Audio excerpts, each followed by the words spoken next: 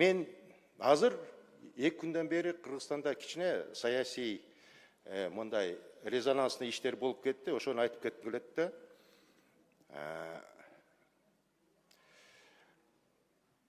Кичине тарыхты айтып келип атат. 2006 жылдары Кыргызстанда жаңы партия түзүлгөндө, бул партиянын аты Ата журт болгон.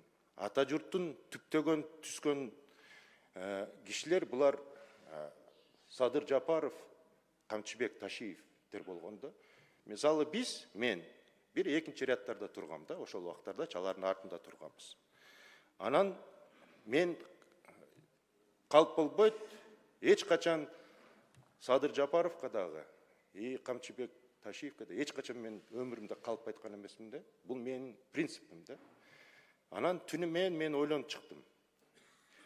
Кече түнү урматтуу Садыр Нуркожоевич президентибиз адагы жана чечимден кийин жакшы уктабады да.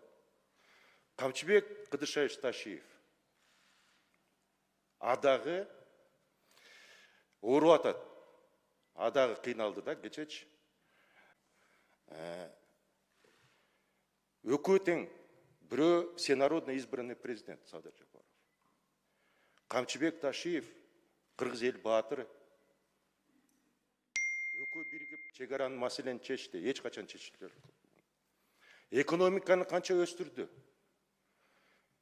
Мен 6-созда депутат болуп турганда, биз 2 миллиарддан ашпачык бюджетибиз. Азыр расходный часть 10 миллиардга чейин чыгып кетти.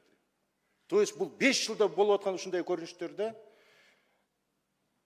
То есть мамлекет жакшы нуктап атат, өнүгүп атат.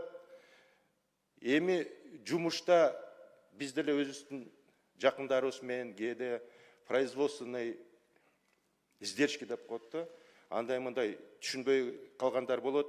Ошон үчүн мен чакырат элем. Өзүмдүн 2 досумду баары жакшы болот. Баарыбыз бир болобуз. Астыга койгон максаттарды жетебиз. Экөө тең кыргыз элинин патриоту, экөө тең эл дегенде, журт дегенде ичип аткан суусун, жеп аткан тамагын тыштап чуркап кетет да.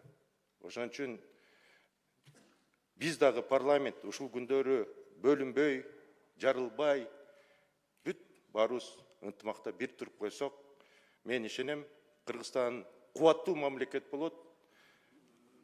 Бүт элибиз, журтубуздун турмушун оңдоп, бардык койгон максаттарга жетебиз депчи. Рахмат.